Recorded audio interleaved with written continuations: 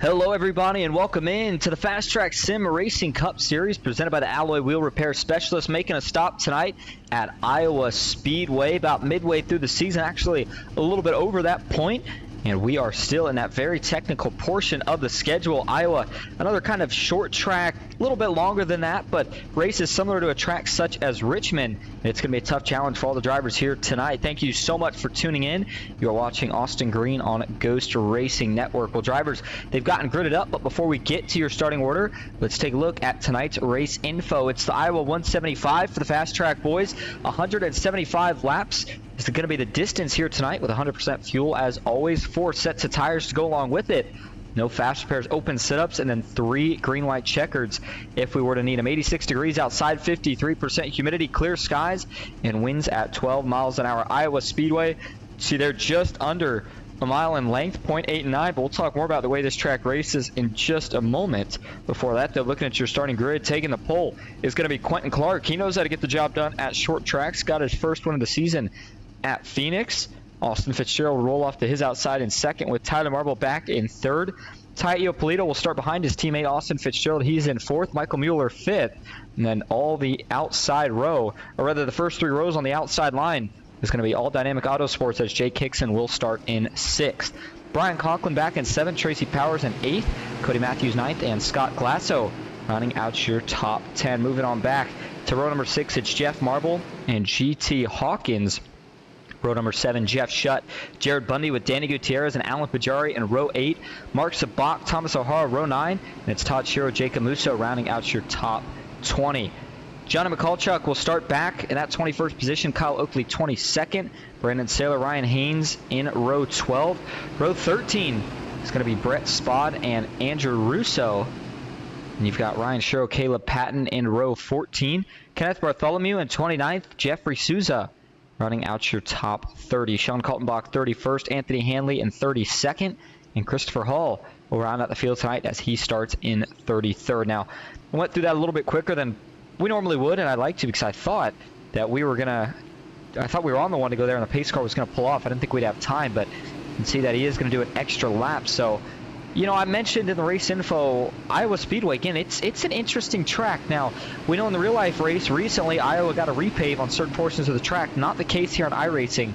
This is still the surface before the repave, and I mean, I think that was the better version of it anyway, but the point being here at Iowa, think back to Richmond. Iowa is basically just a bigger version of Richmond. The straightaways here are long enough where these guys can get up to pretty good speed, but then when you get down into the corners, it races just like a short track. Semi-decent banking, enough to still get around these corners at pretty good speed, but again, the way these guys have these cars set up tonight, a little bit lower tire pressures, probably a decent amount of camber. Everybody's going to be trying to see who can run the fastest. It's a battle of short run versus long run speed. And here we go into Corn State. We are green at Iowa, and they're stacking up big time on the outside. They finally all group it together further back. That all started about the 4th row back. Meanwhile, as they dive into turn 1 for the first time, it is going to be Quentin Clark who prevails as the leader off of turn number 2. Quentin Clark dives into 3 with plenty of clearance over Austin Fitzgerald and Tyler Marble. Of course, last week we were at Sonoma. Tyler Marble the winner there, but how about this? Further back in the pack, 3 wide, almost 4 wide action now, as that's Cody Matthews in the middle of a mad scramble for, it looks like, what is that, 10th position. GT Hawkins will take it down into 1. Now it's Jeff Marble under fire here from Jared Bundy. And then there's the 34 of Alan Pajari and the 08 of Danny Gutierrez.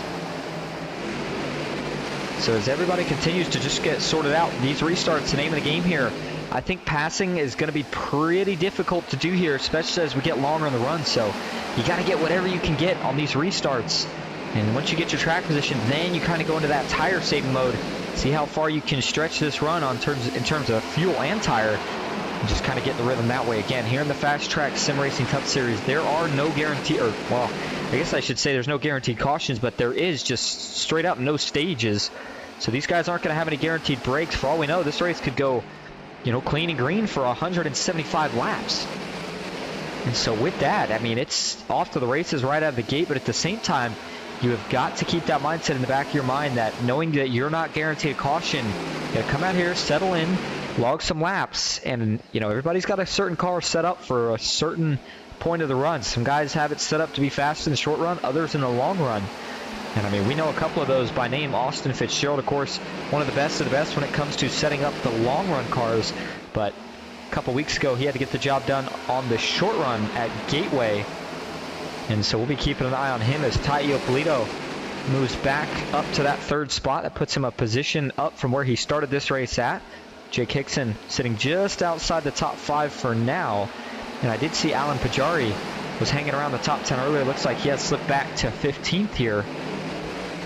And so, actually, I say slipped back. He has gained a position, but point being that if that 34 can get up there with what we saw from at least qualifying effort-wise, Dynamic Autosport, they might be the team to beat here tonight. Now, I know Quentin Clark's leading, and he is one of the Riot Motorsports rookies, but, I mean, that's pretty impressive to have 3 out of your 4 cars, especially with 2 of them being rookies, qualifying inside the top 10. But, I mean, I keep, you know, bragging about Dynamic Autosports, but Quentin Clark right now, he's certainly stretching this gap out, and he's doing it in a pretty quick hurry.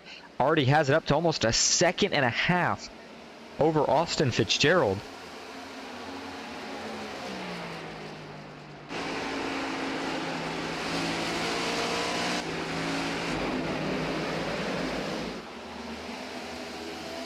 And that was the view out back, but Austin Fitzgerald right now, or I guess I should say was, under fire from his teammate there, Ty Iopolito, as he finds a way to let him by and still slip in line without losing a spot to anybody else. And Tyler Marble, Michael Mueller, Jake Hickson all starting to stack up in what would become the battle for that third position. Final podium spot. I think this is just Austin right now doing everything he can to try to fend off anybody that he knows is going to have better short run speed than he's got in the hopes of long run speed. But Tyler Marble, another guy who you wonder what's he going to do here tonight. Got the job done last week at Sonoma. Now it is a road course, and to a degree, yes, it does kind of count as one of those wild card races similar to what we would see at Talladega or Daytona. But I mean, he flat dominated. That's all there is to it. You ask any driver in the field, and if you watch the broadcast, you know exactly what I'm talking about. Gap at the end of the race was in the double digits, and I mean, he was just on rails from the drop to the green. So we talked to him after the race. He felt good. He was glad to kind of get that chip off his shoulder, get that first win of the season. And now that he's got that momentum behind him, he's looking to see if he can maybe go back-to-back here in the Corn State at the short track of Iowa.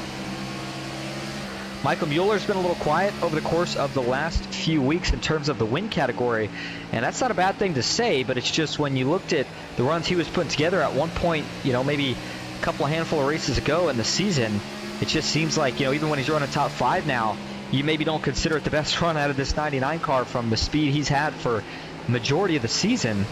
But of course, with him having a teammate running up front and where he runs right now, gotta think that they are feeling probably pretty confident. The speed of those race cars right now is, oh man, wow, that was a huge moment right there. You saw just how close he got to the rear bumper of Tyler Marble. And I was just getting ready to say, though, kind of finishing up on what we were talking about with Michael Mueller. We saw the wins with Quentin Clark come more recent, but remember, it was Michael Mueller got the job done back at Bristol and Las Vegas. So with the short track included in there, and I would say Bristol, another track that runs somewhat similar to Iowa, of course, a bit shorter, about 0.3 of a mile shorter to be exact, but still some things that guys can take from there and bring over here. One thing that nobody saw coming right now was the gap that first place has already built over the rest of the field now. Taio Polito has moved into second. He's looking to move his way further and try to, you know, trim that lead down a little bit, but he's got a long ways to go here. Still plenty of time in this race, though. Good to see everybody tuning in here tonight. Cody Martin in the chat says, let's go Racers. Best of luck to everyone. And Donna K says, hello, everyone. Hey, Donna, how's it going? Good to see you. Hope you're having a good Monday evening, as it's about 9:15 here on the East Coast. And you notice the transition right now. I say transition. Maybe I should use the lack of transition here. Right now, it's close to sunset in terms of sim time. You can see it there. It's about 7:10 right now in the sim, but the problem is that with this race only being about half length as the real one, I don't think we're going to make that transition tonight. So I think we're going to stay where we're at in terms of that. And then track temp, 99 degrees, so kind of in the middle, not too hot, not too cold, and should be kind of a fair temp for these guys, at least for handling purposes. Shouldn't have to worry about any problems with that, at least right now. Now, I'm curious as to, you know, when we get later in this run, which way are these cars going to swing? Tight, free, in between, a little bit of both? I mean, you know, maybe it depends on which lane you're running. Of course, a big part of it depends on how you've been running. You know, you run the outside or the inside and you're driving it super deep into the corner, you're going to be wearing that right front out pretty bad. And at the same time, you're trying to put the hammer down really early on exit of the corner. If that back end's sliding out lap after lap, that takes a toll on the right rear. You can have a mix of both. Here's a look on board with Kyle Oakley, and he's showing you there how these guys have to utilize shifting here at a track like Iowa. Not all of them are going to do it. And in fact, again, with it being custom setups, just depends on how you want your gearing ratio to be set up. Now, interestingly enough, and I could be a little bit wrong on this, so don't hold me too far to this. It's been a while since I've touched anything custom setup wise, but you saw right there how Kyle Oakley on the dashboard there. Watch this thing rev out. Actually, we'll have to wait till he gets back to the front straightaway, but you'll notice here he doesn't shift up to fifth. Instead, as he gets to the end of the front straightaway here, watch what this thing does. You'll see it rev out. Those RPMs will go red, and that's when he's hitting just about that rev limiter before normally you would shift.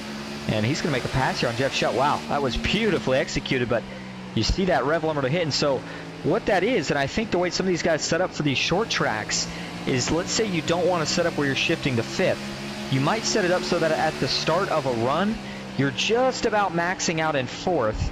maybe just quite maxing out, however you want to set it up. Point being that way, as the run goes on and you start to get a little bit slower lap times, you're still getting pretty good acceleration out of that fourth gear, as it'll still be, again, higher RPMs off the corner, and then at the end of the straight you may no longer be necessarily maxing out, but you're still going to be getting those higher RPMs by the time you get to the end of the straightaway. So again, don't quite hold me on that, and I may be just talking a bunch of gibberish, but when I used to do a little bit of custom setups, thought I remembered something with that, but certainly not nearly as talented as a lot of these guys are when it comes to the custom setup side.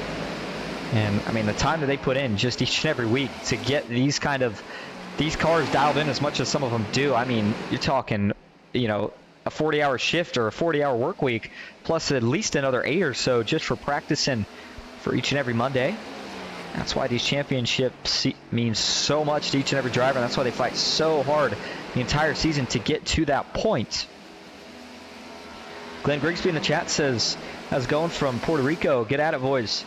Glenn, glad you're having, I'm assuming it's a vacation. Hopefully you're having a good time over there. Appreciate you stopping by, though, here tonight. And so is Quentin Clark here, continues to lead. I'm interested to see, is he doing any shifting? And so for that, we'll pull up the dashboard here. Let's see here. I'm thinking he's not, because he just got into turn 1 and he was in 4th gear. And so usually, if you're in 4th gear going into 1, you know you're not going to be shifting up to 5th on the backstretch. So let's kind of get an idea, though, of the speeds they run here. Again, Richmond it's really, really like in Iowa. The difference is it's more condensed. It's tighter. And so you can see the speeds here going to be a little bit more both through the straightaway and in the corners, as minimum speed there through 1 and 2 is about 110 miles per hour. Accelerates up to mid to upper 140s there down the back. And then again, looks like about 110 miles an hour through 3 and 4. And then as he accelerates down the front stretch here, kind of that curved exit allows you to get a little bit more speed, and then gets to about the low to mid 150s. And on new tires, the speed might be a little higher, somewhere around the 160 range. But I mean, that kind of shows you the gap there. I don't know if this is doing enough justice for you guys watching at home, but I mean, there's the rear chase view, and you can see Taio Polito's still pretty far back. However, that gap has been trimming down here a bit. Remember, it was at almost 2 seconds. It's been sitting about 1.7 seconds here for at least the last couple laps or so. So, you know, we'll see if Taio Polito can continue to close this down. Ty still looking to see what he can do here tonight. Now, remember, Ty's had plenty good runs this season, but it wasn't until Talladega that he grabbed that first win in a crazy last lap sequence of events. But he held on, and so right now he leads in the Noble 5 standings. And then here tonight, though, he's looking to kind of help secure his place and, you know, gain a little bit more momentum for the playoffs, as he's already locked in, of course, but trying to gain a little bit of extra confidence by winning at what a lot of drivers, I mean, to be blunt, describe it as, you know, a skill track. As much as everybody loves Talladega and Daytona, there's a lot of drivers that will tell you they don't really feel like that's their first win, or that's not the big win they were looking forward to and are excited about. It's usually when they get one on a track besides that, such as Iowa here, where, of course, you're constantly using the gas, the brake, everything in between. And there's certainly an art to these kind of tracks, and who's got it mastered is going to be the question here tonight. Austin Fitzgerald still hanging on to that 3rd spot. Tyler Marble not too far back. You've got Jake Hickson now rounding out your top 5. Tracy Powers, runs continue to get better and better for him through the season, as he's up 2 already from where he started tonight. Sits in that 6th position. And then Jared Bundy and Brian Conklin going to battle here for 7th. And you can see, actually, I was going to say, I thought Conklin was going to get better acceleration off the corner being on that outside line, but Bundy was able to, kind of with a power move there, get clear and take that position. And so we'll see what Brian tries to do here. Maybe looking for a crossover. No, nothing doing there. And it's Scott Glasso, Jeff Marble. That is a trio of Dark Horse Mustangs going into turn 1. Now, we do see a couple people towards the middle of the group here running some different lines, trying to find some grip. I'm not sure how well it's working, but Jeff Marble was certainly one of them right there through 1 and 2. Tried that middle line. As through 3 and 4, looks like everybody's pretty uniform on the bottom of the racetrack.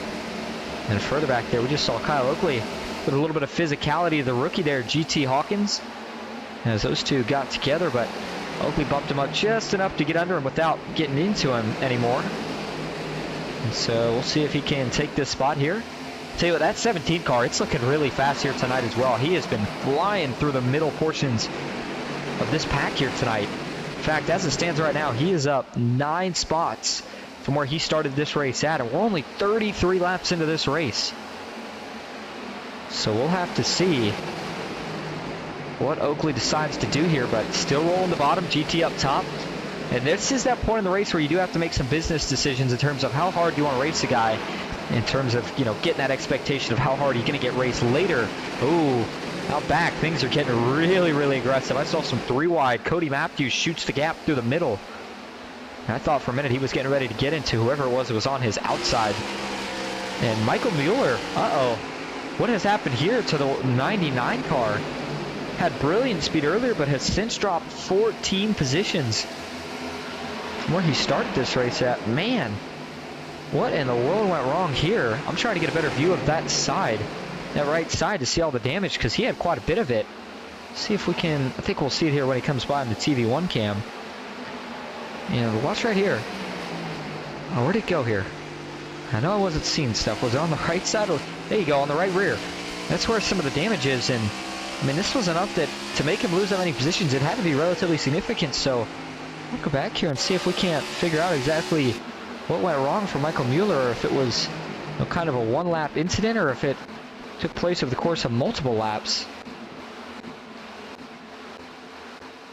I'm looking around here, and this was when he was still up inside the top 5, but it almost looks like it was a little bit of a slow decline at first. But then all of a sudden, I mean, he fell off the radar. And so there's, oh, and we went back too far. I'm sitting there wondering why it was going the wrong way, but point being here, yeah, I don't know what happened to Michael there, whether or not it was some issue or not, but he fell way back, and I don't know if it's just that car struggling, but whatever the case is, he either needs a caution or a pit stop. He had decent short run speed, but wonder if maybe he didn't just burn the tires off of this thing, and now he's kind of paying the price for it. Looks like it's handling okay, but just can't get in the throttle nearly as early as he would like to. Back up front, battle for the lead. It's continuing to tighten up here now. Not quite to his bumper yet, but it's taken off another second since we were last up here. Taio Polito and Quentin Clark, that is. And so now he's within a second, 7/10 exactly. And there you go. Guess who? Austin Fitzgerald starts to roll his way up there now, and it must have been team discipline here tonight so far, at least, because guess what? Jake Hickson is also in the same boat. All 3 of those Dynamic Autosports cars are tracking down your leader of Quentin Clark. And it may just be about another, I would say, five laps maybe before they're in the picture and they're battling for the lead in this thing. So Tyler Marble sits in 5th, rounds out your top 5, I should say. But Quentin Clark, this is going to get really, really interesting here in about the next handful to 2 handful of laps or so. So before it heats up, we're going to take our first break tonight. We'll go side by side so you don't miss a thing. Stick with us. We'll be right back at Iowa.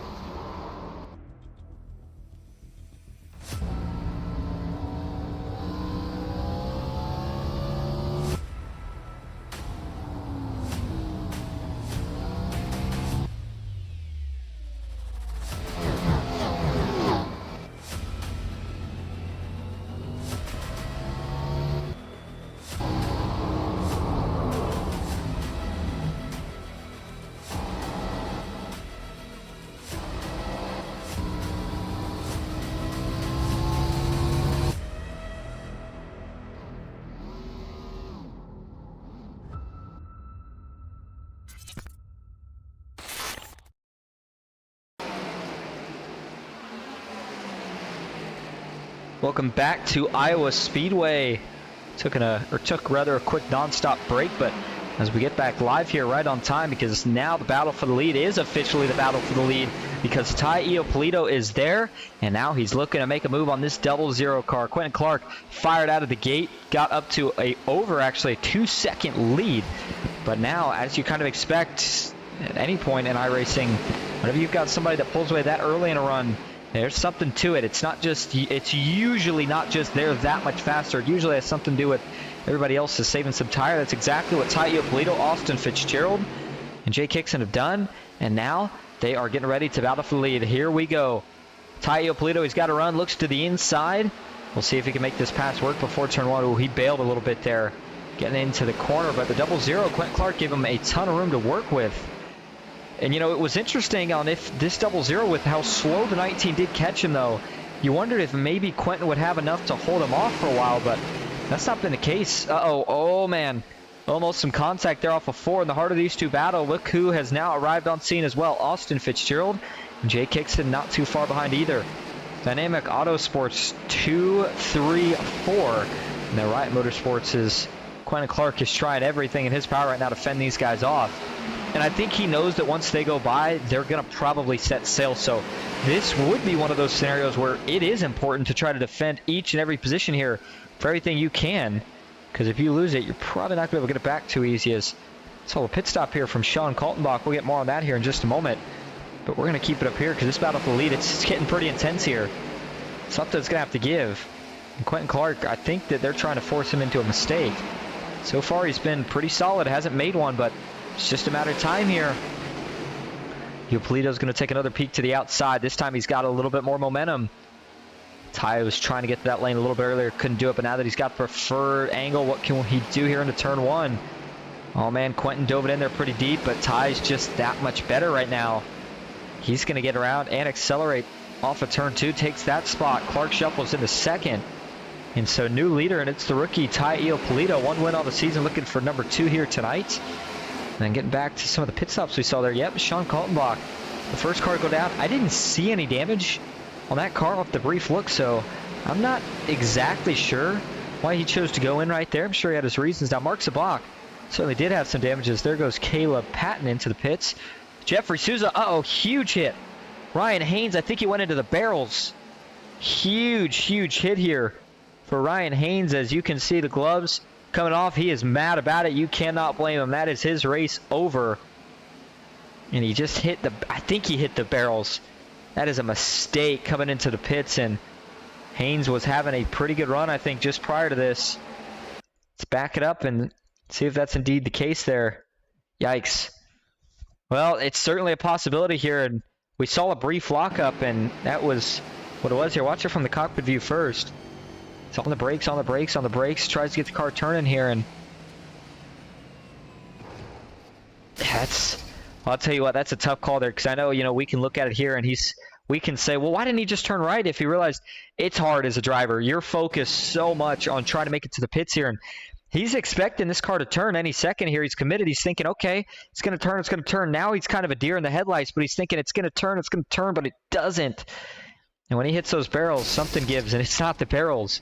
Instead, it's that 39 machine. As we'll get another view of this here.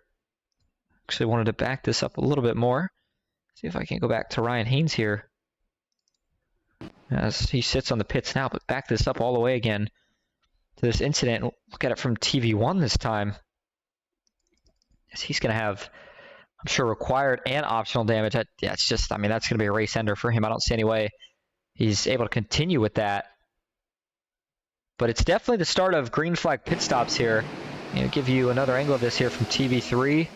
Locks up. Oh, man, there it is. I'll tell you what, he's lucky, too, that he didn't hit the other side of those barrels, because could have shot him onto the racetrack. As in that same lap, you see there goes Souza, Michael Mueller, and Ryan Haynes' teammate Brett Spod. And it certainly has looked like pit stops have been pretty tricky for the guys who have pit so far. And so with the cycle, if you will, kind of starting here, it's just a matter of time before we see your leaders bring it down as well. But so far, they all continue to stay out. Michael Mueller, Brandon Saylor, though, he's now brought it down to the pits. He'll take 4 tires and lays down some rubber before he leaves his pit box. And by the way, this was before Ryan Haynes. This was while we were on break. An incident between Andrew Russo and Mark Zabak. Not sure what happened here. Well, oh, that was a case of Russo actually dodging the wreck. And the wreck itself was Mark Zabak. He got into the outside wall. You got to think he got some help here. Maybe not. In fact, I think he's just going to get loose here.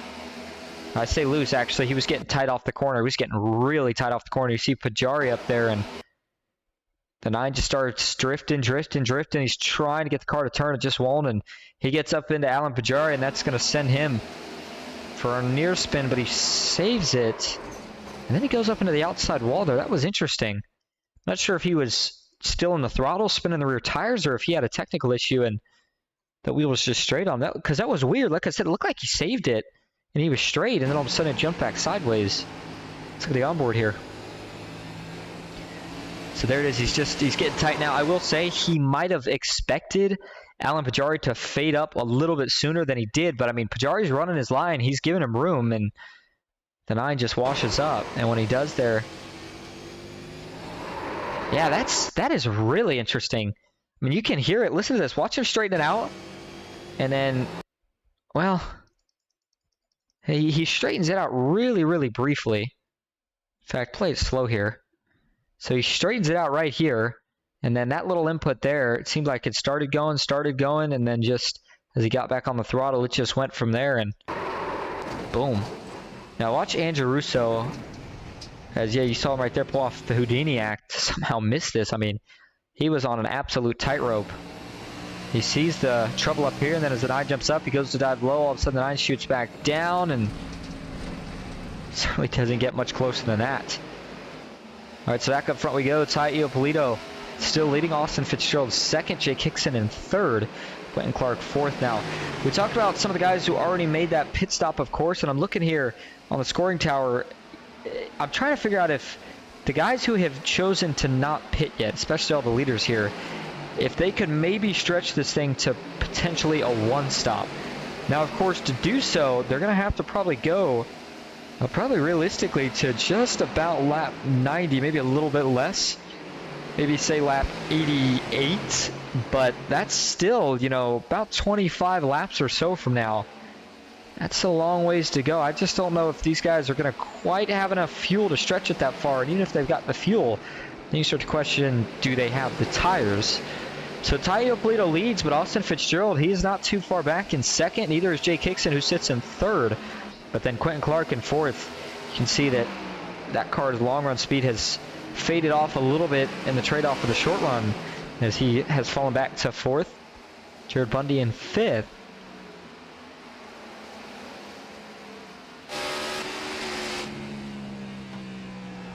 Want to get an onboard view in the real-life cam for Jared Bundy. Remember, he's already got himself a win on the season at Texas Motor Speedway. Looks to double it up, if you will, at, where was it? Was it, I don't remember if it was, I don't remember the exact track it was. I think it was Charlotte. That's where it was. Yeah, Jared Bundy at Charlotte after, well, actually, I should say he had a pretty much dominating race, but then they got caught up, him and, was it, yeah, it was him and GT Hawkins. But then near the end, they got caught up with a couple lappers and took a race that looked like was going to be between him and the 5 and took them out of it. And so he's been still looking for redemption since that point. And here tonight, he's got a good run going. He's up 9 from where he started in 5th. And then another guy that I'm still keeping my eye on that we talked about earlier, and that was that 17 machine of Kyle Oakley. He has not really picked up anything else since he did on that earlier run. In fact, it looks like he's lost a couple spots from what he picked up earlier. Now this is back up front, where Austin Fitzgerald now takes the lead over Tai Iopolito. In fact, they were side by side right there through 3 and 4, but Fitzgerald is going to prevail. And so as Austin Fitzgerald takes that spot, you see there from our front stretch cam that the sun is maybe a little bit of a tricky thing to deal with right now in terms of maybe visibility, but that's about it. Track temp has been relatively consistent from the start of this race. We show you again. It's cooled down just a couple degrees. In fact, looks like now it's at 97. Earlier it was 99. Winds, of course, still 12 miles an hour, about out of the south. And sim time here now, looks like we're about 7:30. As long as, well, actually, hold on. Take this back. So I can't read here. Nope, 18. Yep, so 7:33 here in the sim. So not going to, it's just not looking like we're quite going to make it to the sundown portion of this race, even if we were to get some cautions to stretch it out a little bit. I just don't think we're going to have time as we're approaching that 100 lap to go marker. And that'll go by pretty quick here at a track like Iowa. I mean, these lap times are put down. They're going by in a hurry. In fact, let's look at them here over the course of the last few laps. And so I want to do a little bit of a comparison here. Now, it's not going to be completely fair because I don't know if we've got anybody that's on brand new tires right now. Most of the guys that have already pitted have ran a few laps, but Austin Fitzgerald, that last lap puts down a 25.7. And if we go back and compare that with, let's say, a Michael Mueller here, 25.7 to a 24.7 on newer tires. So far, at least from what we've seen with the guys who have pit to the guys who haven't, somewhere I would say probably realistically between a second to a second and a half of fall off. So I will say that's not as bad as I was expecting to see so far here tonight. So we'll see what happens. As in the chat, Glenn Grigsby says, sounding great as always, Austin. Appreciate all you do for us. Thank you, Glenn. Certainly appreciate that you appreciate it. And then it says, let's get a win SWM. And then looks like Ryan Haynes popped in the chat after the barrel incident. Says, I'm a dum-dum. Glenn Grigsby says, how much time you got? 40 required, so I'm headed for the airport. Yeah, well, we saw it, Ryan, and hey, tell you what, it happens to the best of us, man. Don't stress about it too much. Just one of those deals. But certainly a tough break. He'll look to see if his teammate now, Brett Spott here, can pull off a good run here tonight, which he's going in the right direction as well. He's up a spot from where he started after a troublesome week last week at Sonoma. And overall, a little bit of a tough season, at least in the last handful of races or so for Brett. But again, it only takes that one race to turn it all around, get the momentum going in the right direction. So he's looking to do that here tonight. Make a stop on some of the drivers we haven't talked about here tonight. And speaking of, looks like Anthony Hanley, Johnny McCulchuk, and Caleb Patton all out of this race due to some technical issue. Uh-oh, caution's out. Hold your horses. We got one around on the back. That's Thomas O'Hara. The 07 goes around as he's waiting to try to get it back rolling here. And that car looks to be pretty banged up here. Looking at the front. Yikes. Yeah, heavy left front damage there. As we also saw some to the rear. And I hear something dragging on this car. I'm thinking this thing is done, so tell you what, Ryan, if you're still out there and you got a extra plane ticket for the airport, you might want to give it to Thomas O'Hara. This is not looking too good for the 07 right here. Let's go back and see what sparked it, though. Watch this. Should we go back to the blimp cam? And so this is coming through turn 1 and 2. Does he get help or does he just get loose? Also the bumps, no harm, no foul. Oh, that's a tough break. That's a Mark Sabak, the 9, who, remember, had some trouble earlier off of turn 4, got tight, got into the 34 Valin Pajari, self-spun, or I guess technically that wouldn't be a self-spin, but spun. And then here he's going to have another kind of self-incident that this time collects somebody else in a pretty big way. Let's hop on the onboard view here. This is from Mark Sabak. Yeah, it just starts coming around on him. The back tires aren't quite linked up. Gets on the throttle a little too early. Whatever the case is, whether it's setup or just the way he was driving it, that car was just not handling too well for him. And once he gets sideways here, he maybe is okay here in terms of he either spins out and doesn't hit anybody, or maybe tags the inside wall by himself if there's nobody else there. But with those 7 of Thomas O'Hara there, it's just nowhere he can go. He gets blindsided, and then the 9 himself, he takes a pretty big hit there off the inside concrete. So we'll look at one more view here. Looks like we had a couple people decide to rejoin driver cams. Unless, I don't know what happened there. Anyway, point being, back on track as there's Jared Bundy. But let's watch the 07 here of Thomas O'Hara and this hit he takes. I don't think anybody else got involved, which I guess that's the good part, but Thomas O'Hara doesn't want to hear that. Look at that shot. Man, all 4 tires off the ground for a split second. And as he drifts down, Michael Mueller trying to dodge him. Does look like that 99, unfortunately, does take some damage there on the right front, as he couldn't quite miss all of it, but it didn't look like it was too bad a damage. Here's the onboard view for Michael Mueller. Yeah, I don't think that's too bad. I don't even know if that'll necessarily hurt that car much, if any. But he'll certainly have to still go in and maybe do a little bit of patchwork. Give you a couple more angles of this here before we go back live. Boom. Huge hit. And the 25 of power sneaks by high, as does Tyler Marble and Scott Glasso. And then there's the rest of the field, able to avoid it without incident. And this was the TV3 view here. What the fans saw is, again, that's a really big hit for Thomas O'Hara, ripping the front end off. Can't quite tell from that angle if that's smoke from the back or just from the tires, but I mean, the point being here that that's going to probably bring an end to his night. He's still in the pits. Looks like he is getting some damage fixed, but he'll probably fall. Well, will he fall a lap down here? Let's see if he's trying to stay on the lead lap or if he's going for damage repair. Looks like he is still in the pits, but still on the lead lap. So that's the good news there for O'Hara. We'll see how it all pans out. Meanwhile, as we go back up front, I think we're getting ready to get the one to go, and it is Austin Fitzgerald being scored as your leader. Taio Polito in second, Jake Hickson in third, and you've got Quentin Clark fourth, Danny Gutierrez running out your top five, Jeff Shutt sixth, Jared Bundy in seventh, Jeff Marble in eighth, Jacob Musso in ninth, and Scott Glasso rounding out your top 10. Okay, so it'll be 80 laps complete when they cross the line, and we'll see if they indeed get the one to go right here, which it looks like they do. There's all the guys that are getting a wave around. So as they do so, and as they line back up here, we're going to go green with 81 laps complete. And so we're not quite to the halfway point in this race yet, but we're getting awfully close. And now what that does is that makes me question how close fuel is going to be. Can you make it all the way from here? I don't know. It's going to be a ways to go. I mean, that's, 95 laps. That's definitely asking a lot for nearly a mile-long racetrack, but maybe if these guys are close, they can save a little bit either way. This restart, you better believe it's going to be aggressive. Quentin Clark's got the short-run speed, but this time he's not in the front row. We'll see what he can do. And what can Dynamic Autosport do to hold on? Here we go. Green flag back in the air at Iowa. Good restart from the front row. Austin Fitzgerald, though, is going to try to dive clear of his teammate here down into turn number one.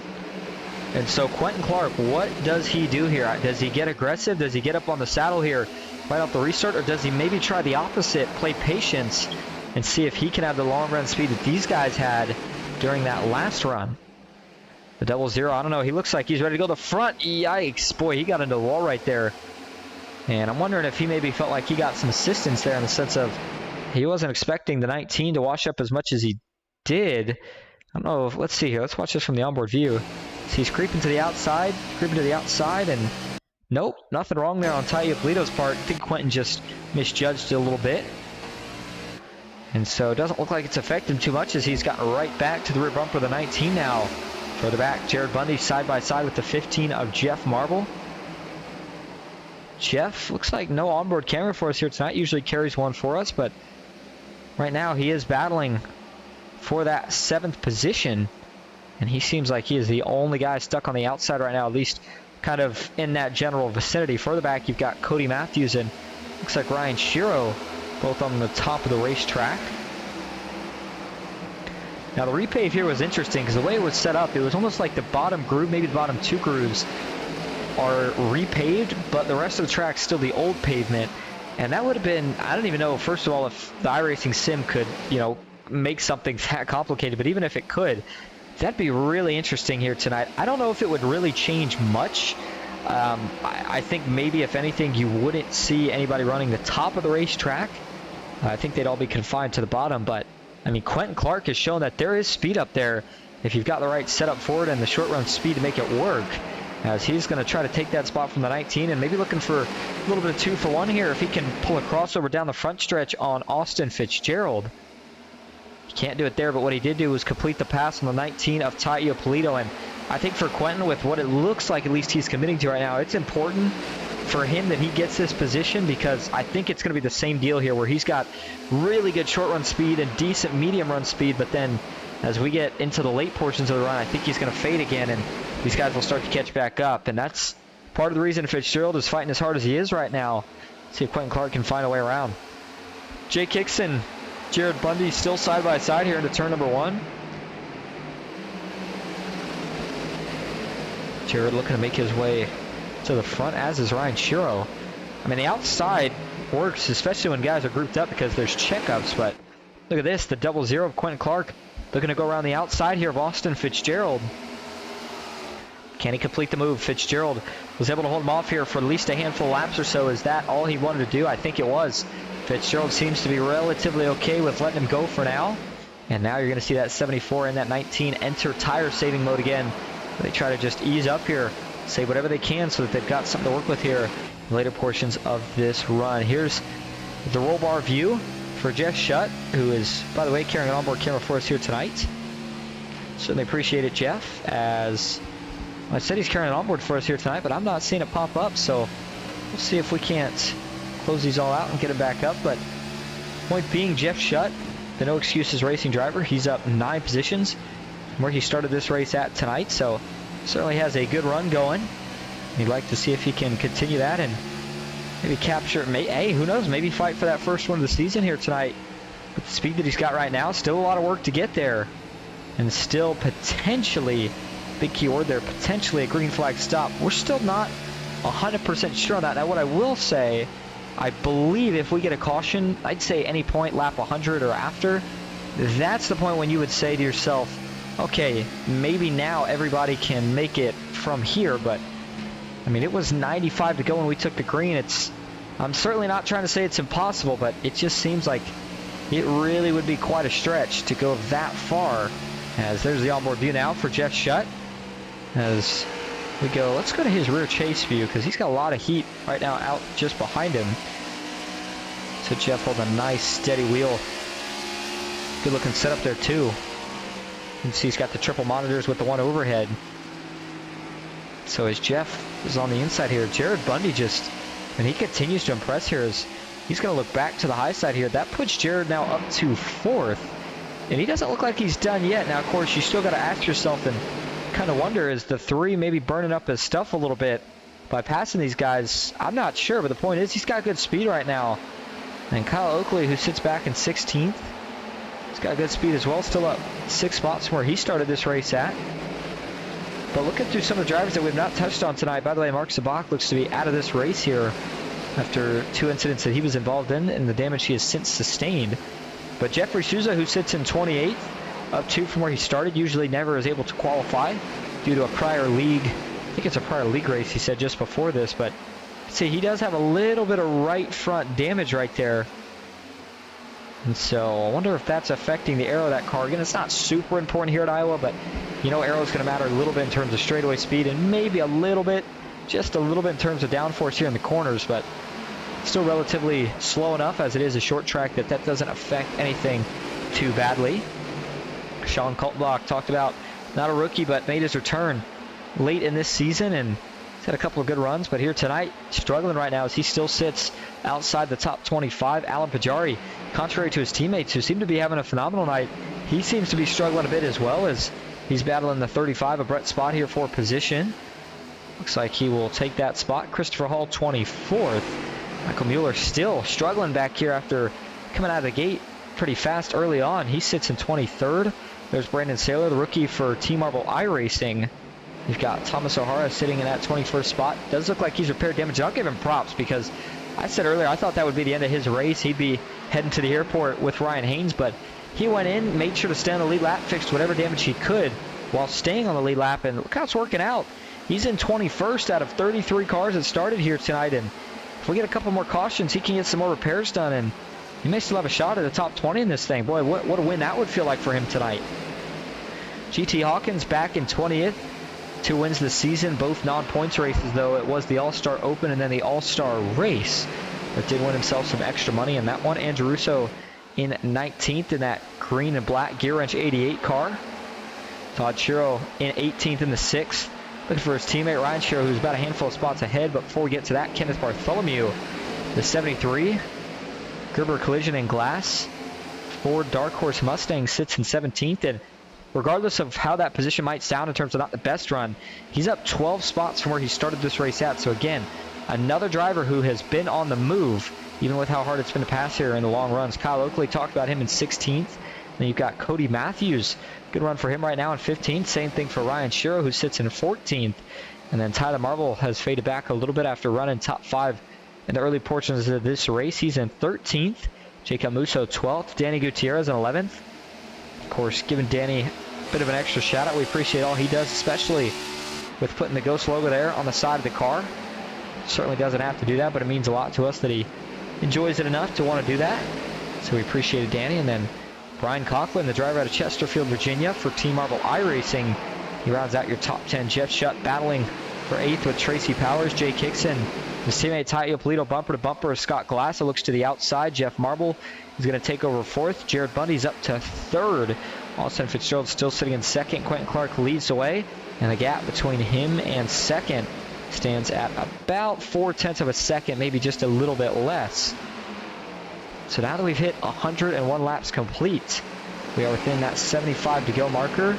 And again, now I will say, if you have to make another pit stop, when do you do it? Then you have to start thinking of some strategy, because depending on what you're going to have to take, obviously I think it's going to depend on when you go in. You know, if you have to take maybe, I don't know, just a little splash of fuel, I'm talking just a little splash of fuel, maybe you just go in at the end of this race and just take that and that's it. And then at the same time, you know, if you're somebody who wants to try some strategy, the car's not handling, you feel like the only way you're going to win this race is by trying a different tire strategy, then maybe you go in a little bit earlier than trying to run the fuel tank out, and you take 4 tires, fill up with gas, and see if you can't get back out there and try to track down anybody that you lost time to. Right now, it is still Quentin Clark who remains in control here. Just 103, or rather, I guess I should say, with 103 of 175 laps complete, and the Iowa 175. All right, time to take a break. We're going to go side by side again so you don't miss a thing. Stick with us. We'll be right back at Iowa.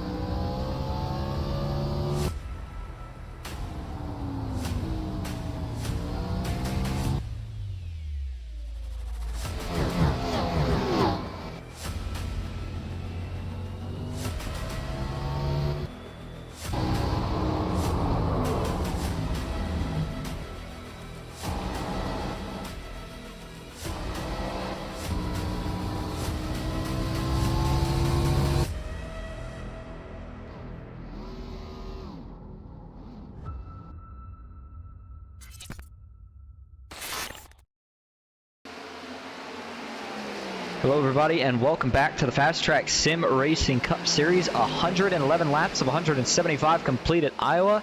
The battle for the lead is back on. This time it's Jared Bundy who's bringing the challenge to Quentin Clark as he'll look to the inside here. Oh, we said it earlier, still looking for that poetic justice after getting kind of cheated out of one to a degree at Charlotte. And well, I'll tell you what, here is a little, I don't know if the word would be concerning, but for Bundy is the fact that he got up there pretty quick, but now it's a stalemate, and there's just so many things that I'm wondering. And you know, of course, I don't have the answers. Nobody does except Jared Bundy himself here. And that is, first of all, has he used up too much tire to get there? Second thing being, is he using too much tire here trying to get around the 00? Because remember, every time he tries to make one of these lunges, one of these moves where he gets to the inside but then doesn't complete it, that helps the 00 out because that's burning more and more tire off that 3 car. And there may come a point here where all of a sudden Jared Bundy, who has been faster than Quentin Clark right now, starts to fade again.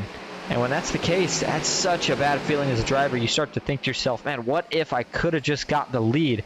How would things have been different? But right now, he's working him over, seeing what he can do. By the way, lap traffic, you knew was going to be a little bit of an issue here at some point tonight. Now, we haven't seen a lot of it just yet.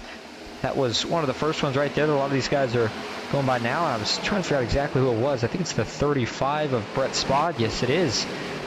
And so Brett losing at least one lap there. I think that's going to be his first. Yep. And by the way, Sean Kaltenbach also lap down. Jeffrey Souza 3 down. And it looks like everybody else that is behind them is currently sitting in the pits or out of this race. Of course, the reason some of them are out of it was just due to damage that we saw earlier from different things. But 60 laps to go now. And still a little bit unsure of what to expect for a green flag pit stop. Are we going to have one? Are we not? Still think it's kind of anybody's guess at the moment. But Jared Bundy, he sure wants that lead. Austin Fitzgerald is trying to close that gap. But what a shift in the way things are running here. I mean, I thought for sure that the other 2 Dynamic Autosports teammates would be closer to the front, maybe right behind that 74. But they're still battling here with the 15 of Jeff Marble. Now, granted, they may have still been playing the patience game, but just wonder, has everybody else started making a couple adjustments, of course, via that first caution that has allowed them to make up some more time that they have been now? And I don't know, but Jeff Marble, I think he's going to lose. He already lost the 1 spot. I think he's going to lose 2 here before they get off of turn number 4. As you can see, he's rolling on the inside there. The 16, Jeff Shutt, by the way, just behind them. And as it stands right now, Jeff Shutt is in 8th. Denny Gutierrez in 9th, and Jacob Musso rounds out your top 10.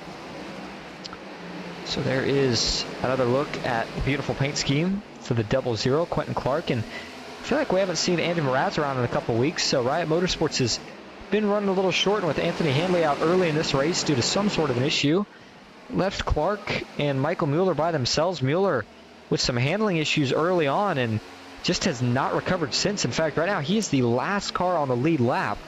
So it's kind of been on the shoulders here of Quentin Clark here tonight to find a way. And to that first stage, he found a way for a little bit, but then lost it. I say stage, I should say that first run. But then so far here through the second run, he's been holding strong. He's had to fend off a couple of charges from a couple of different drivers. Presently, the 3 of Jared Bundy, but continues to do a good job. And again, hats off to Jared as well for not overdoing it here, not getting himself out of a rhythm, trying too desperately to track down the 00. He's just running his line, which was a lot faster for a minute. It seems like now it's evened out. You know, one guy makes maybe a slight mistake, slight differential into the corner one lap. That changes things, but uh-oh, here we go. Good run here from Jared if he can keep that throttle down. He did. He's got a really good run here. We'll see what he does. Is he going to take this into turn 1? He will not. Quentin able to get on the brakes, or rather let out the gas just a little bit sooner there. And then off of turn 2. Still all 4th gear from Bundy now. You can see that Bundy is able to get it down to the bottom of the corner a little bit sooner. That could be Clark playing some defense. I think it is actually, but I wonder here if at a certain point, does Jared maybe consider using a little bit of the chrome horn, giving him maybe a little bump to try to get him out of the groove. It's the 38 of Christopher Hall working his way out of the pits and back onto the racetrack. And he's still stuck behind him. Austin Fitzgerald is closing back in on this. Scott Glass is still in 4th. Jake Hickson rounding out your top 5, and 3 of the Dynamic Autosports teammates still inside the top 6. So if there is a pit stop, then the next question becomes, does Bundy try to pass him here, get really aggressive, burn these tires up trying to pass him before the stop, or does he just stay where he is right now, nice and close, make that pit stop, and then try to pass him after? As he's taken a couple good looks here to the inside. It's been turn 1 though. He just can't find a way to hold off this 00. He could try a slide job, which he's not given a shot yet, and I don't think he's going to try it here either. And as they come off of 2, you see it there again. The 00 just able to get so much momentum that he draws back even. But Jared Bundy sends it off into 3 on the inside. Gets a little bit better acceleration. Ooh, they both bobbled a little bit, but it looks like it is going to be enough. Jared Bundy gets clear, new leader at Iowa. With exactly 51 laps to go, and Fitzgerald sees that, and I think maybe he is thinking to himself, that 3 might have some pretty good long run speed, so I think Fitzgerald's now going to try to push the pace to get around this 00 a little bit quicker than maybe he initially planned to. I'll tell you what though, if he is, he's going to need to find a way to do it here pretty quick, because I think the 3 of Jared Bundy's going to check out as the 00 slipped there off of 4. That's what Fitzgerald needs, is he's going to dive to the inside, but watch this here off of turn 4 for Quentin Clark. I mean, talk about a big moment here. Huge moment. Sideways, wheeling that thing to keep it straight. And by the way, however it looks on TV, it's about 4 times worse, 10 times worse even, however you want to say it, in the actual car. So here's the onboard view. Yeah, it looked like he had the right trajectory on exit, but just, you wonder if from running as fast as he was for this long, burned up those rear tires, because it just, they slipped out from under him as soon as he tried to get back on the gas. And so now that Fitzgerald takes 2nd, that pushes Clark, of course, back to 3rd. Scott Glasso up in the mix in 4th, and then Jake Hickson has now made it up to your top 5. Jeff Shutt 6th, and Tai Iopolito in 7th. Danny Gutierrez is going to be challenging for that spot. Jacob Musso up there as well. And Kyle Oakley back in that 13th spot. Thomas O'Hara continues the miraculous recovery after the incident he was involved in earlier. It looks like now he's got himself up 1 spot from where he started this race at, so still an overall gain, but he's back up to 17th. Was 21st, of course, last time we checked on him. Michael Mueller here. Some big trouble for the 199, potentially. What happened here? Let's see, he's working his way through 3 and 4, doesn't get on the loud pedal, does he? Uh-oh. Watch out, watch out, watch out! Oh, my goodness. Well, that was almost Ryan Haynes part 2 here tonight. For Michael Mueller, is he paid the tow bill, and I wonder if that 99 decided, you know what, I've had enough here, I'm calling it for the night. Whatever the case is, boy, he is really lucky he didn't hit these tires here. And this is not necessarily known, I don't think, to be one of the trickier pit roads, but it's just been a lot of guys overshooting it here tonight. A lot of drivers, so the onboard again.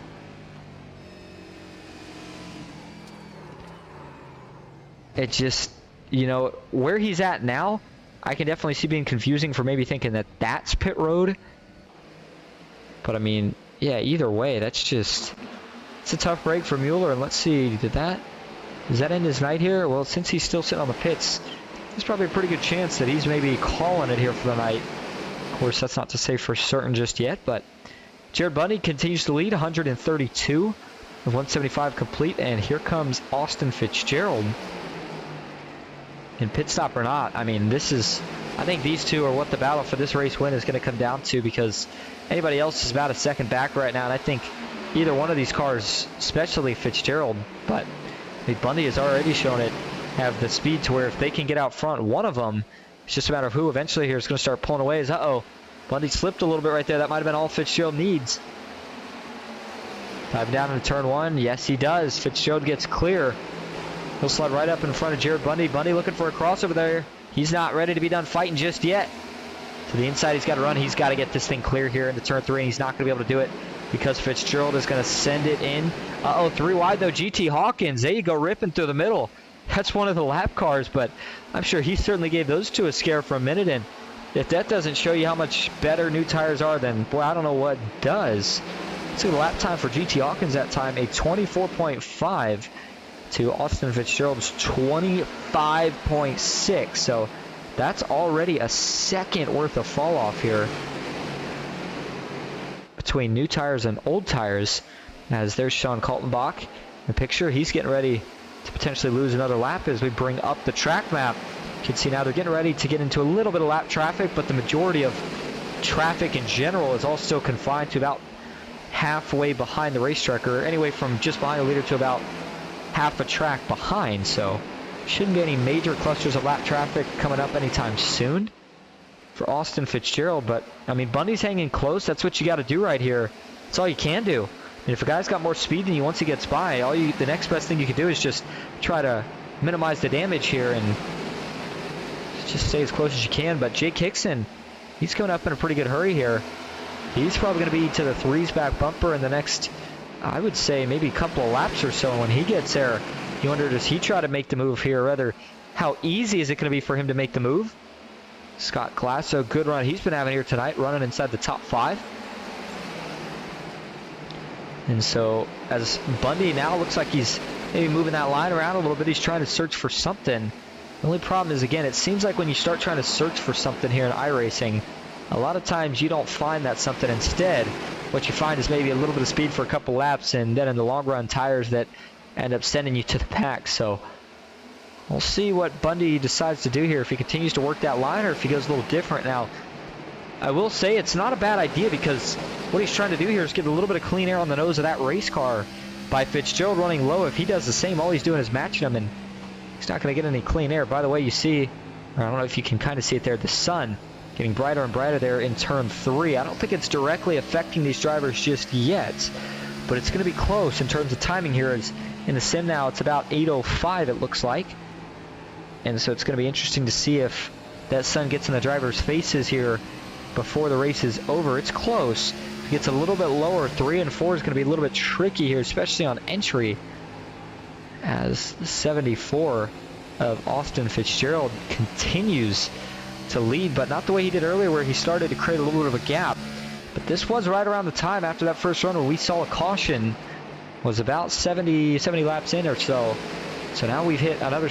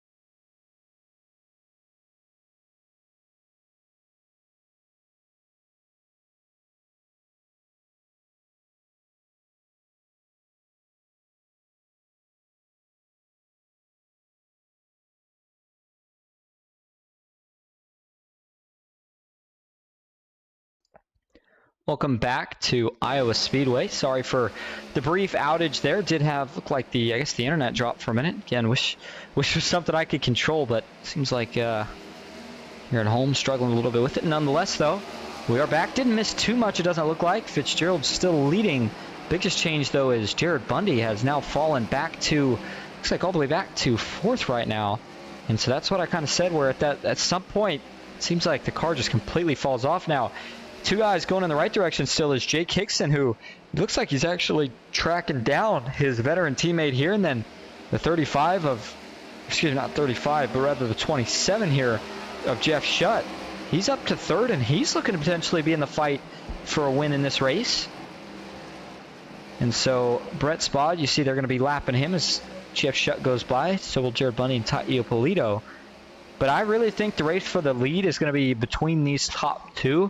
Jeff Shutt, I wouldn't completely count him out, but he's a little far back here. Maybe if we get a caution, but I think he's a little far back with, only 24 laps to go to necessarily catch all the way back up to these guys. Now, as they continue to run, I do want to take a brief moment here. And by the way, we won't be going to any more side-by-side actual commercials, as, of course, with that outage, that might as well count as it. So, looking here at the regular season points, this was after last week. Austin Fitzgerald leading, Jeff Marvel second, Ty Ippolito third, Tyler Marvel in fourth in the points. Quentin Clark rounds out the top 5. Michael Mueller was 6th, but he's going to fall probably after this one. Jay Kickson should gain some spots. Kyle Oakley 8th. Jared Bundy looking to gain some spots, but he's in 9th. And then Jeff Shutt rounding out your top 10. Now looking here at the upcoming schedule next week, the last track for the super technical portion, at least as I kind of like to refer to it, and that will be at New Hampshire for 150 laps around that track. That's an interesting one. That track is kind of like the way we compare Iowa to a bigger version of Richmond. That track is just a bigger version of Martinsville. So looking forward to that one. And then we head to Nashville Super Speedway and then Chicagoland. You notice the red S next to Chicagoland and then that second bye week for the Olympics. And I assume that what that means is that there's a possibility that the July 8th ends up being an off week. And then instead of August 8th being a bye week, August 8th would end up potentially being a race at Chicagoland. So we'll see how all that ends up kind of working out. But for now, that's where we stand with that. And then we head to the Tricky Triangle on July 15th, followed by Indy. And that's the one I've got circled just before the bye weeks, the Brickyard on July 22nd. That is going to be a fun one. A lot of anticipation, a lot of excitement for that track for a lot of the drivers. And so we're looking forward to commentating that one, as I think these cars there are going to be a handful, but they're going to be a blast. All right, so now just 20 laps to go as Austin Fitzgerald is looking to see if he can tack on what would be not his first, not his second, not his third, not his fourth, but his 5th win of the season and his 3rd win in just the last 4 weeks, including this week, as he, of course, got the job done at Charlotte for the longest race of the season with the Capital Auto Charlotte 300. And then the week after that at Gateway for the Gateway 150. And hey, if Tyler Marble wasn't in the field last week, he may have been looking to make it 4 in a row here tonight. But nonetheless, I mean, he has been on a tear. And if you remember, if you were watching us last season and you saw any of the championship and what happened to Austin Fitzgerald with the technical issue, I mean, you could understand why he feels like now he's got a chip on his shoulder. It feels like, and realistically, I mean, after the speed we saw, I'd feel confident saying he should have been last season's champion. But things just didn't quite go that way, and so he would certainly like to put his name on that championship trophy here this season. And right now, continues to do a good job of that. 17 laps to go. Jay Kickson still in the close wake of his teammate. And if those two got close to each other, I think they'd keep it mostly respectful now. Jake does have a couple of bridesmaid finishes on the season. If he were to get one here tonight, actually, I think that would make it his 2nd one.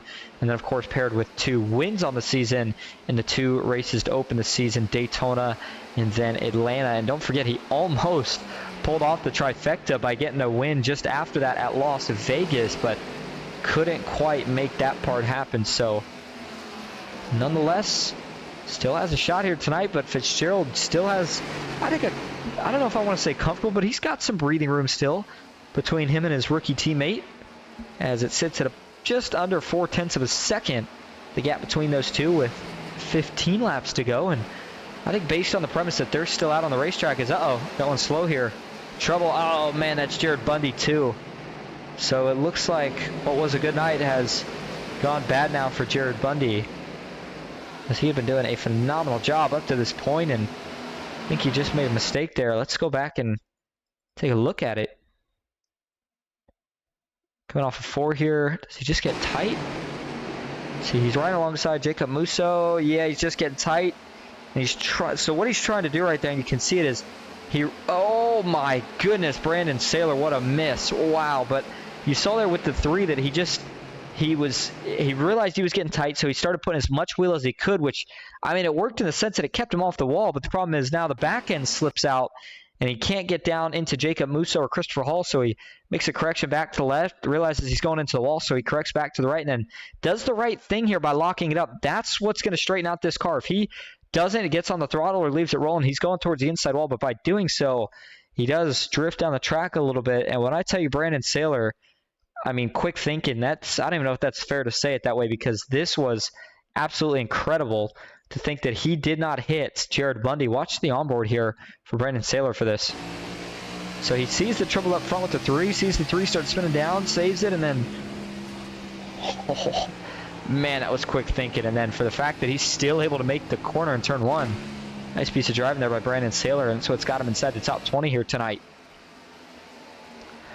11 laps now to go as they cross the line. I'll tell you what, Iowa certainly didn't disappoint here tonight. We went to Richmond already. We go to Iowa once. I don't know if we go to Richmond again a second time, but I can certainly say I think Iowa should just straight up replace Richmond on the schedule. You know, I know some of the drivers might like it, so it's not fair for that to actually be the case, but from a broadcasting perspective and just from a, any sort of racing perspective, I'm just not really a fan of Richmond. I think Iowa is the more ideal form of Richmond, and I just think it's a better overall track. So I've enjoyed everything we've had so far here tonight, and with just 10 laps to go here, we've got a little battle for the lead. While it does look like it's stretching out, though, you never know, and one caution could certainly flip this thing upside down here for a shootout at the end. And on cue, there it is. Ask and you shall receive. Apparently, if you're a commentator, the 00 of Quentin Clark with trouble, as he had some help, it looked like there. And it brings out a caution with just 9 laps to go. And sure enough, we are going to get a short shootout near the finish. Well, that certainly is going to change some strategies here, but before we talk about that, did Quentin get some help? Yes, he did. Yikes, Jared Bundy. Aggressive there. Wonder if that was... You gotta think that was an accident, right? I mean, surely these two... Wow, we had a couple of really, really close calls here, but... I mean, Quentin, I assume he'd been around Jared Bundy here for a couple of laps. I'm just backing this up right now, by the way, just to see if I can... see anything that was obvious that would have led me to believe that there was some foul play between these two previous to this. And I think the answer to that is I don't think there was. I mean, this is getting way back there now, and I'm not seeing anything, so I'm getting ready to just stop that. All right, we're just going to ignore that because it's going way too far back. So it doesn't look like there was necessarily any foul play that we could see, at least, at any point. But then if we go to the onboard view here, for Jared Bundy, I think it's just going to be a mistake here, but let's see. I think Quentin gets a little bit loose. Yeah, yep, big time. Quentin Clark had to bail out of the throttle, and when he did, Bundy didn't. Bundy was already in a straight line, ready to go, and so that was just a really big checkup. And in Jared's defense, he just couldn't check up in time. I mean, it happened right in front of him here. He realized that he tries to dodge it by going low, but just can't quite do so. Gets him in the left rear, and then after he does, it's on.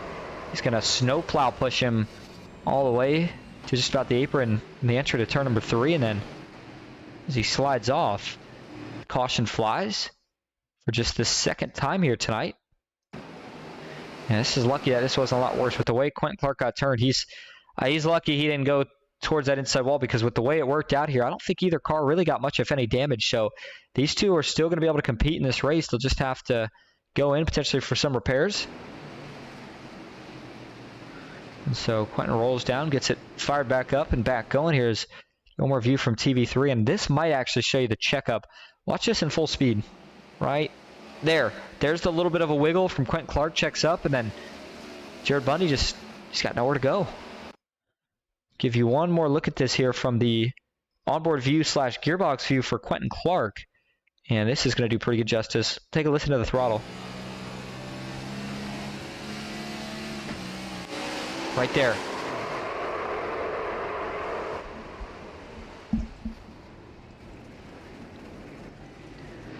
All right, so as they gather it back up front we go, where pit stops have been complete. And look here to make sure, but I mean, we can look right back at it, and the reality of pit road right now is it was a busy place because everybody had been on these tires for a long time. And even though it's going to be a short sprint to the finish, you can't risk staying out here. I just don't see that working out for anybody. So all the leaders you see bringing it down to the pits for a set of stickers and maybe some extra fuel if they need it.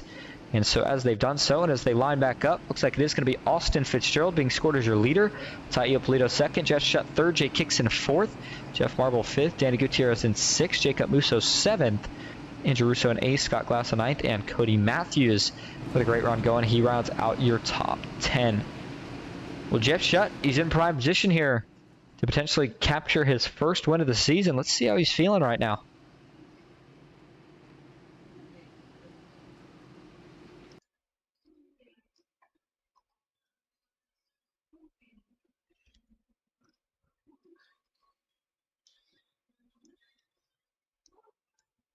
All right, hey Jeff, this is Austin up in the booth. You got a copy?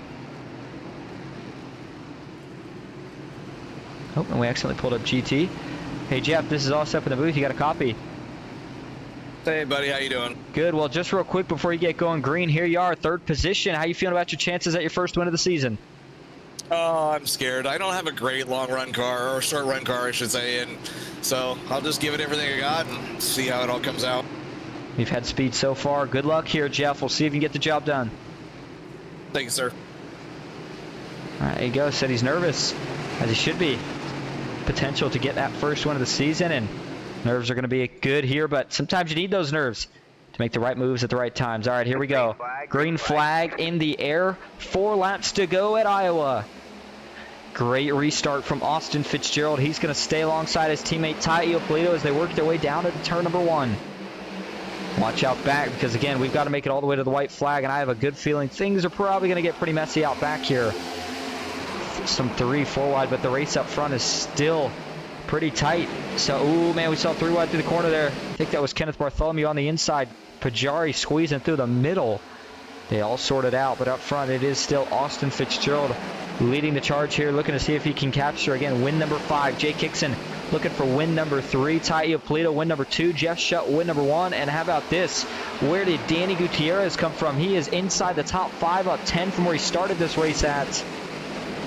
Jeff Marble's looking to his outside, though.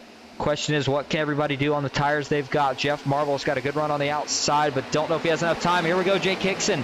Going to look to the inside of his teammate. Jeff Shutt right now maybe licking his chops. If either one of these two slip up and get into the other, he's going to make his move as right there Jay Kickson jumps up. Couldn't find anything there, so now he'll look to the outside.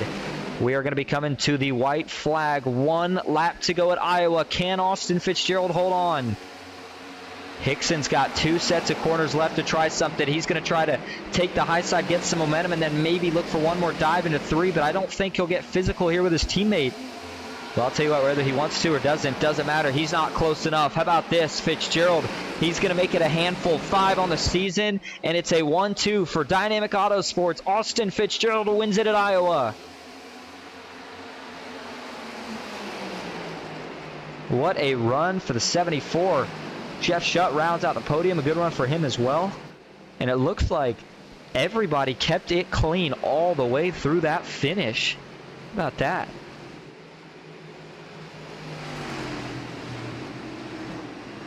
Well, tell you what, he had to work for it 2 weeks in a row now that he's had to show speed on both the long run and the short run to get the job done, and he did just that.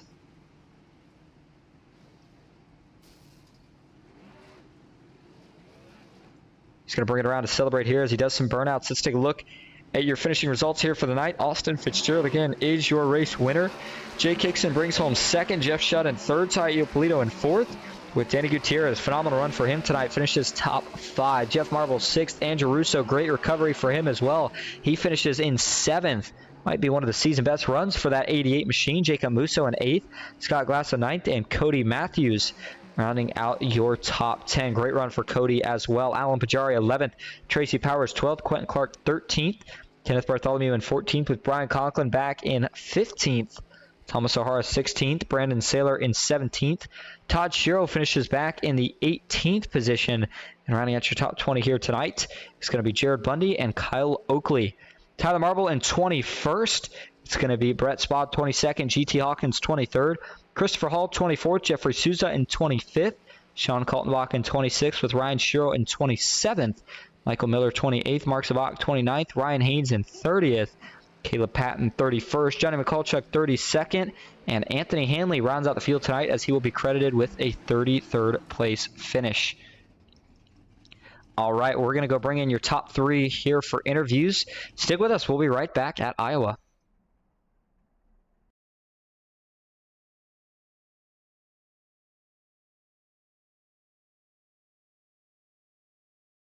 All right, going to start first here tonight with your 3rd place finisher, Jeff Shutt. Jeff, this is Austin in the booth. You got a copy? Yes, sir. Well, not quite a win, but man, a great finish. Momentum builder for sure. Hey, I saw that on the driver cam. We'll bring it up for you here on the side. But, hey, nonetheless, a podium finish, and you had to work for it all night. You worked your way to the front slowly but surely, and once you got up there, it seemed like you were able to stay up there. How were you able to hold on to the car? Yeah, it was super slick tonight, but if you take good care of it, I actually think I was going to start to chip away at that lead. But yeah, overall, it was a good, clean race and a lot of fun. Well, you're certainly a lot of fun to watch, and we've seen a couple times this season it's come really, really close, and you've been in positions like this, and things have just not worked out at all. But now that you've kind of got that first good finish out of the way, how you feel about the momentum going forward into the next couple weeks? I'm definitely excited about this next few weeks. I mean, put a lot of work into it, and I feel like I'm inching my way. And you're right. If I clean up the mistakes and get rid of some bad luck, I think I have a good chance. Absolutely. Well, before we let you head out here tonight to celebrate the podium finish, is there anyone you want to thank or shout out?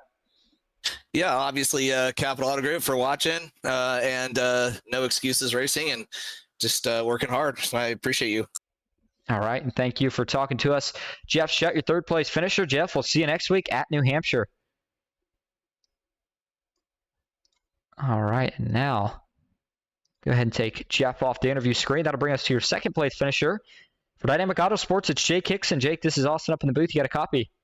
Yeah, loud and clear, Austin. How you been? Good. Well, man, it's been a little while. You came out of the gate firing for the season, and then you got a couple 2nd place finishes. Here you are tonight with another 2nd place finish to your teammate, Austin Fitzgerald. But overall, I mean, you two look like you had the class of the field in terms of cars. What was it that made you have good enough short run speed that you could show it off once you got to the long run?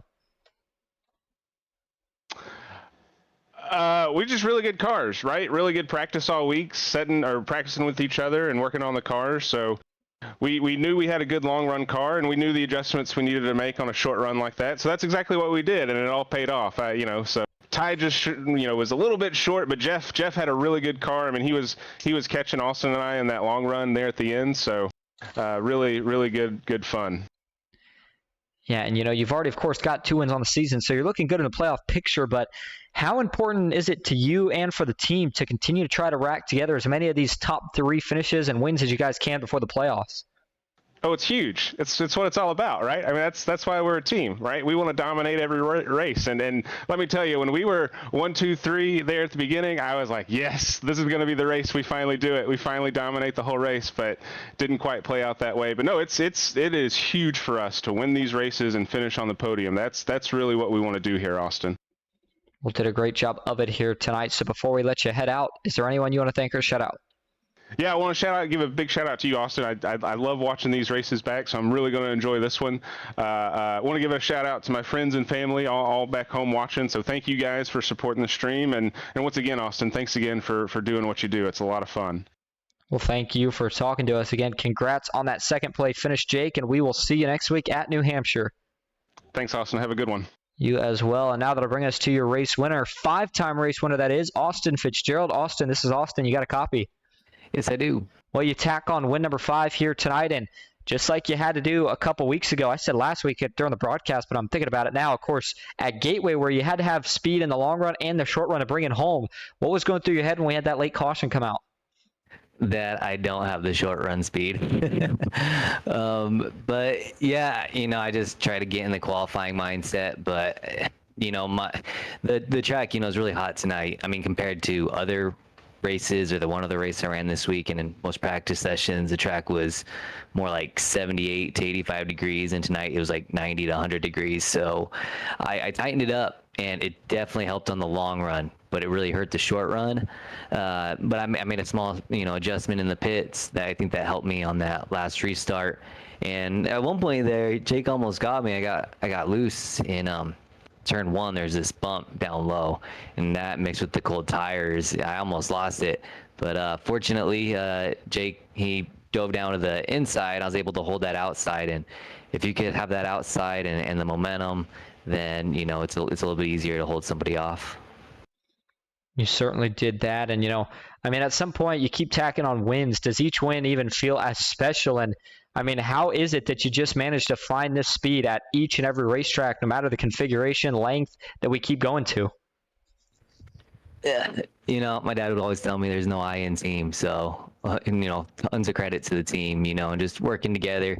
Everybody makes their own little adjustments to our sets to cater it to their liking. But for the most part, we all help each other out and race each other clean. A lot of people wouldn't have raced me as clean as Jake did right there. And I tried my best to return the favor to all the drivers, but especially teammates. So, yeah, just tons of credit to the team. And, does it feel just as special, man? I love winning just as much every time. It keeps me coming back and doing this more and more. So, yes, to answer your question, it is just as enjoyable every time. And if I can, I'll try to win the rest of them. There's a lot of good cars out there. And, I think we're going to some bigger tracks, which aren't my specialty. But, as long as we're on these short tracks, I think I got a decent chance. Well, before we let you head out here tonight to celebrate in Victory Lane, is there anyone you'd like to thank or shout out? Just as always, the team. And, the team actually, I don't know if Jake mentioned it. We got, I think it's 1, 2, 4 finish tonight. We're running 1, 2, 3 a lot. Shout out to the team again. Shout out to Acoustic Design Systems, Shout out to my family, as always. My wife Vanity, my daughter Indy, and my daughter Emma. And, looking forward to next week, New Hampshire.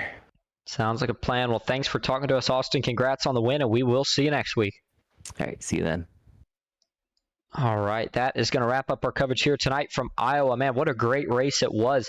Did not disappoint. Next week, we're on to the final short, not necessarily short, but we'll call it technical track of this little technical track stint in the season that we've been on.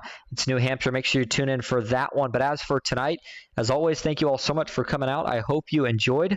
That'll do it for me, Austin Green, here on Ghost Racing Network. Until next time, have a good night.